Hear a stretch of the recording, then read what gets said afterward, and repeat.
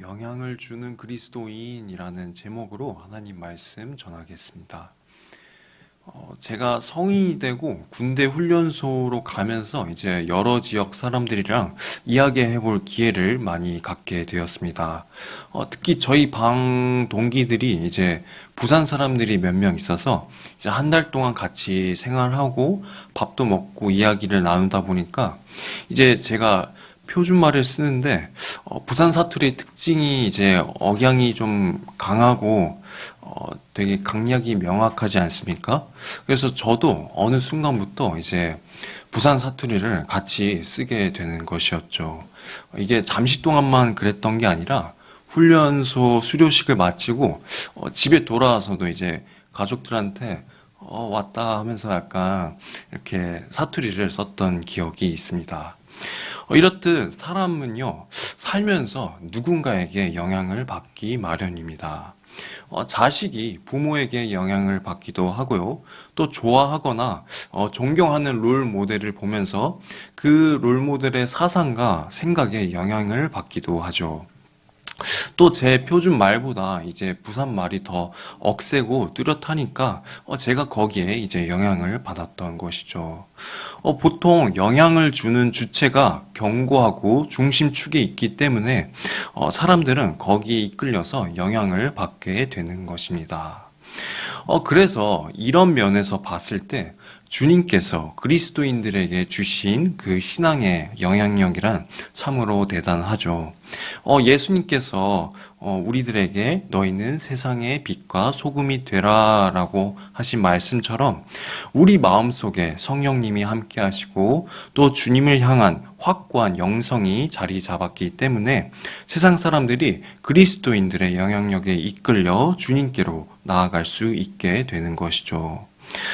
그래서 오늘 읽은 본문 말씀에서도요, 그리스도의 신앙을 가진 사람들이 어떻게 다른 사람들에게 영향을 주는지 보여주는 장면이 나오는데요.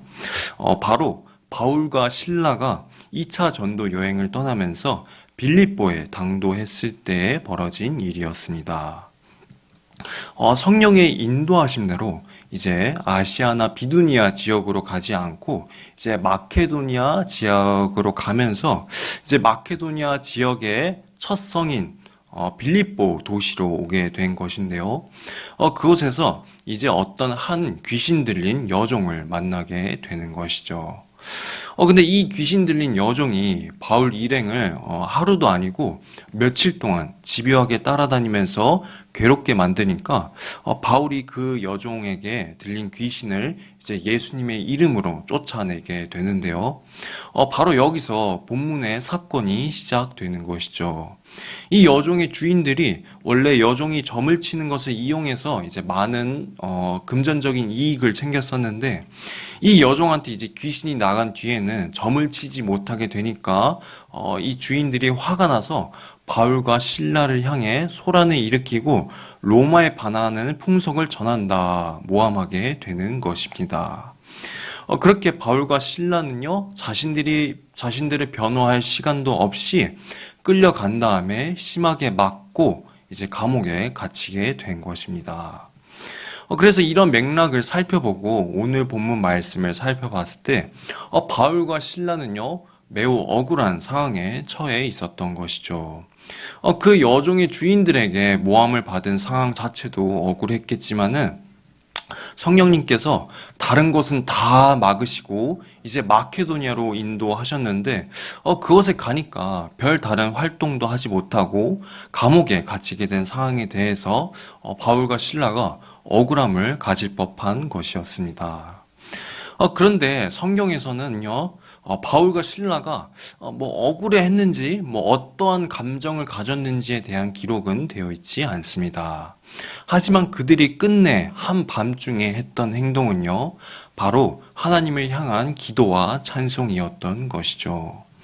그렇게 고요하고 한밤중에 울리는 찬송 소리는 감옥에 있던 모든 죄수들이 듣게 되었습니다. 그러자 바로 그때 큰 지진이 나서 감옥 문이 열리고 또 갇혀있던 모든 이들의 매인 것들이 풀리게 된 것이죠. 여러분 한번 생각을 해 보십시오. 한밤중이죠. 그리고 감옥문도 열렸죠. 또 몸을 속박하던 모든 것들이 다 풀렸으니까 이제 탈출만 하면 되는 상황이었습니다. 그 당시에 CCTV가 있던 것도 아니었고요. 또 CSI처럼 과학 수사가 있던 것도 아니었고 그냥 도망만 가면은 다 끝나는 거였죠. 그렇게 자유의 몸이 되었는데요. 한편 이제 감옥을 지키던 가연수는요, 지진 때문에 깨어서 옥문들이 열린 것을 보게 되었죠. 그 장면을 보자마자 가연수는요, 당연히 죄수들이 전부 도망갔겠구나 단정 짓게 됩니다. 그 당시 로마 법상으로 죄수를 놓치면 간수가 책임을 다하지 못한 죄로 대신 죽어야 했기 때문에 간수는 자기가 이제 얼마나 끔찍한 죽음을 당하게 될지 두려워서 자결을 하려고 했는데요. 바로 이때 바울이 크게 소리질러 말리는 것이었죠. 당신의 몸을 상하게 하지 마시오. 우리가 다 여기 있소. 라고 바울이 외치는 것이었습니다. 간수가 이게 도대체 무슨 일인가 하고 등불을 켜고 그 모습을 봤을 때 바울과 실라 그리고 다른 죄수들까지 한 명도 도망치지 않고 그 감옥에 머물러 있었더라는 것이죠. 이에 간수는 바울과 실라에게 엎드리고 그들을 데리고 나온 다음에 이렇게 묻게 됩니다. 우리 사도행전 16장 30절 말씀인데요. 같이 한번 읽어보도록 하겠습니다. 그들이 데리고 나가 이르되 선생들이여 내가 어떻게 하여야 구원을 받으리까 하거늘. 아멘. 사실 간수는 바울과 실라에게 좀 원론적인 질문을 할 수도 있었습니다. 어떻게 지진이 나서 문도 다 열리고 메인기 다 풀어졌는데 탈출을 하지 않았냐? 아니면은 어떻게 그렇게 태연하게 있을 수 있었느냐? 이런 질문들이 나올 법도 한데요. 간수는 그들에게 가장 먼저 구원에 대해서 물었던 것이었죠. 그래서 이러한 정황으로 봐서 간수는요, 바울과 실라가 어떠한 죄목으로 이 감옥에 갇힌 건지 이미 알고 있었다는 것이고요. 또 그들이 구원에 대해 전하다가 끌려왔다는 사실을 알았음을 유추할 수 있습니다. 그래서 간수는 지금 자신이 겪은 그 모든 일들에 대해서 도대체 저 사람들이 말하는 구원이란 무엇인가? 이런 의문을 갖고 질문을 했던 것이었죠. 그러자 바울은 31절에서 이렇게 간수에게 대답합니다. 주 예수를 믿으라. 그리하면 너와 내 집이 구원을 받으리라. 라고 전하는 것입니다. 이에 간수가 바울과 실라를 자신의 집으로 데리고 가서 그 맞았던 상처들을 다 씻겨주고 또 바울과 실라는요, 그 간수의 집 그 모든 가족들에게 세례를 베풀게 된 것입니다. 그래서 여기까지가 오늘 본문의 이야기였는데요. 참 멋지고 감동적인 전도의 현장입니다. 바울과 실라가 억울하게 죄수의 위치까지 있게 되었지만은 그럼에도 불구하고 주님께 기도하며 찬송했을 때 사람들이 바울과 실라를 주목하게 되고 또 그들에게서 영향을 받게 되는 것입니다. 그래서 본문을 돌아보면요. 바울과 실라에게 영향을 받은 사람들을 정리해 볼 수 있는데요. 첫 번째는요. 바로 죄수들입니다. 바울과 실라가 한밤중에 찬송을 불렀을 때 모든 죄수들이 찬송을 듣게 되었는데요. 그들이 찬송 소리를 들었다고 막 감동하고 눈물을 흘렸고 이런 식으로 성경에는 묘사되지 않지만은요. 지진이 나서 감옥문이 열리고 또 그 메인 것들이 다 풀렸을 때 그들도 바울과 실라를 따라서 도망치지 않고 감옥에 머물러 있었던 것입니다. 사실 다 도망을 가야 정상적인 반응인 것인데 도망을 가지 않았다는 것은요. 최소한 죄수들이요. 바울과 실라가 그 지진과 연관이 되어 있음을 깨달았다는 것입니다. 방금 저들이 찬송했던 주님이라는 분이 저들과 함께하는구나 라고 깨달았고요. 그들도 바울과 실라를 따라서 도망치지 않고 가만히 있었다는 것이죠. 그리고 두 번째로 영향을 받은 사람은요, 간수입니다. 지진이 났음에도 불구하고 감옥에 머무른 바울과 실라, 그리고 그들을 따라 같이 있던 죄수들을 보면서 간수는요, 그들이 전하는 구원이 무엇인가 묻게 되고 바로 그때 예수님에 대해 듣게 된 것입니다. 결국은 그를 비롯해서 그의 집안이 전부 세례를 받고 주님을 영접하게 된 역사가 일어난 것이죠. 저는 이 말씀을 이렇게 묵상하면서요, 이거야말로 성경이 말하는 진정한 선한 영향력이다라는 것을 느꼈습니다. 목사님께서도 한번 이야기를 해 주신 적이 있는데요. 요즘 사람들이 정말로 이런 선한 영향력이라는 단어를 자주 쓰죠. 저도 인터뷰에서나 뭐 예능이나 뭐 뉴스를 뭐 어디를 봐도 저는 선한 영향력을 끼치겠습니다. 저는 선한 영향력을 가질 것입니다. 뭐 이런 멘트들이 정말 많이 보이는데요. 그런데 매체에서 말하는 선한 영향력의 뜻을 살펴보면요, 거의 다 이런 거더라고요. 선행을 해서 뭐 기부를 하든 봉사를 하든 뭔가 좋은 일을 했을 때 다른 사람들이 그 모습을 보면서 와, 나도 저 사람처럼 좋은 일을 해야겠다, 착한 일을 해야겠다, 이렇게 영향을 끼치게 만드는 것이 목적이더라고요. 그래서 결국에는 뭐 아름다운 사회를 형성하자, 이렇게 끝나는 것인데요.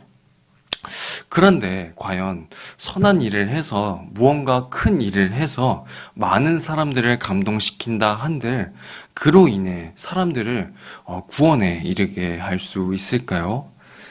아니겠죠. 네. 그런데 기독교에서 말하는 선한 영향력이란 단순히 좋은 일로 마무리되는 것이 아닙니다. 성경이 말하는 선한 영향력이란 사람들을 가장 선하신 주님께로 이끄는 영향력인 것이죠. 그래서 최종적으로는 사람을 살리고 사람을 구원에 이르게 만드는 것이 바로 주님이 우리에게 주신 선한 영향력인 것이죠. 주님의 역사하심인 것입니다. 여러분, 오늘 우리는 이 세상에서 주님의 선한 영향력을 행사해야 되는 줄 믿습니다. 그래서 이 말씀을 가지고 오늘 우리가 어떻게 해야 주님의 영향력을 온전히 행사할 수 있을까? 한 가지로 정리를 해 봤는데요. 바로 하나님 중심, 말씀 중심으로 살아가야 한다는 것입니다. 선한 영향력이란 사람이 애써서 만들어낼 수 있는 결과물이 아니죠. 상황과 환경이 좋아서 뭐 능력이 되고 뭐 돈이 많아야 봉사를 많이 해야 만들어질 수 있는 뭐 그런 게 결코 아닙니다. 선하신 주님이 우리와 함께 하셔야 영향력이 비로소 선하다 할 수 있기에 우리는 언제나 어떠한 상황이든 그 선한 영향력의 주체이신 주님의 동행하심을 사모하고 또 내 마음에 성령님이 함께 있기를 사모해야 하는 것이죠. 바울과 실라도요, 되게 억울한 상황에 처해졌지 않았습니까? 그런데 설령 그들이 복음을 전하다가 매를 맞고 감옥에 갇혀 버렸을지라도 그 가운데 자신들의 지금 이 억울한 감정을 먼저 내세우지 않았습니다. 또 자신들의 상황을 중심에 두지 않았습니다. 그들의 중심에는요, 하나님이 계셨기 때문에 원망 대신에 그들이 지금 할 수 있는 기도와 찬송을 드렸던 것이었죠. 그로 인해서 큰 지진이 일어났을 때 죄수들하고 간수가 바울과 실라와 함께 하시는 하나님을 느끼게 된 것입니다. 로마의 기독교 박해는요, 네로 황제 때부터 이렇게 시작한 거를 기준으로 해서요, 약 250년간 이어져 왔습니다. 정말 그 긴 시간 동안에 그리스도인들은 정말 잔인하고 끔찍한 박해를 받았죠. 뭐 경기장의 사자들에게 밥으로 이렇게 던져지는가 하면요, 또 화형을 시키거나 십자가형에 처해지기도 했었습니다. 하지만 그런 대대적인 박해에도 불구하고 로마가 기독교를 없애지 못한 이유는 단 하나였습니다. 바로 그리스도인들이 끼치는 그 영향력이 너무나 컸기 때문이었죠.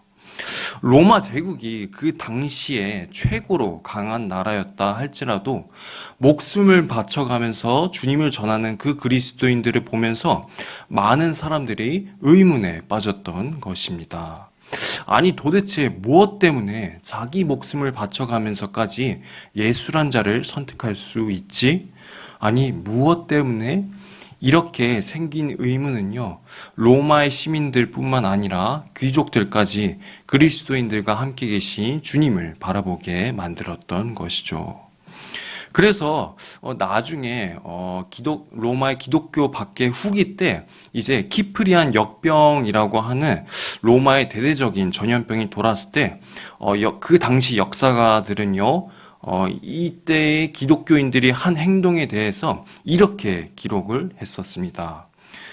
많은 사람들이 자신의 죽거나 병든 가족들을 길바닥에 버리고 도망쳤을 때 기독교인들이 시신들을 수습해주고 그 병든 자들을 돌보아 주었다.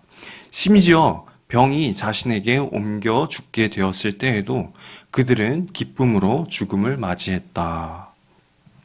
이것은요, 여러분, 기독교인 몇 사람만 특이하게 영웅적으로 목숨을 바쳐서 헌신한 그런 사건이 아닙니다.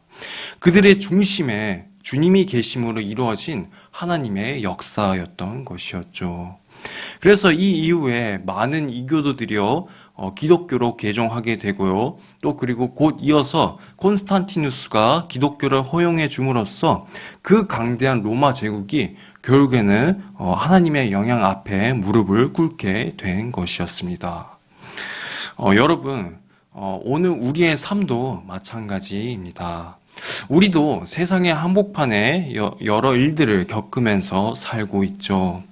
때로는 바울과 실라처럼 억울한 일들을 당할 때가 있고요.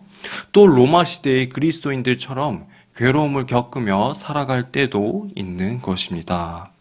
하지만 그럴 때 우리가 기억해야 할 것은요, 주님께서는 어떠한 상황 가운데서도 우리를 세상의 빛과 소금으로 세워주신다는 사실입니다. 여러분, 하나님은요, 우리를 편안한 자리에서만 영향력을 끼치라고 부르시지는 않았습니다. 오히려 감옥 한가운데에서 박해와 고난 한복판에서 다른 사람들이 도망치려고 할 때 그 자리에 남아있게 하시고 또 그 자리에 하나님이 함께 하신다는 사실을 드러내게 하셨습니다. 그러므로 성도 여러분, 지금 여러분들이 연약하다고 느껴질 때, 또 무력하다고 느껴질 때, 오직 주님이 나의 삶의 중심이 되기를 사모하시면서 오늘 한번 감옥에 gat힌 그 바울과 실라처럼 기도와 찬송으로 나아가 보시길 바라겠습니다. 주님, 제가 비록 연약하지만은 아무 힘도 없지만은 주님께서 나와 함께 하시기에 제가 주님의 선한 영향력을 전파할 수 있는 줄 믿습니다. 나를 주님의 합당한 종으로 사용하여 주시옵소서. 이렇게 고백하며 주님께 나아갈 때 우리가 주님의 크신 역사를 느끼게 될 줄 이 시간 소망드립니다. 네,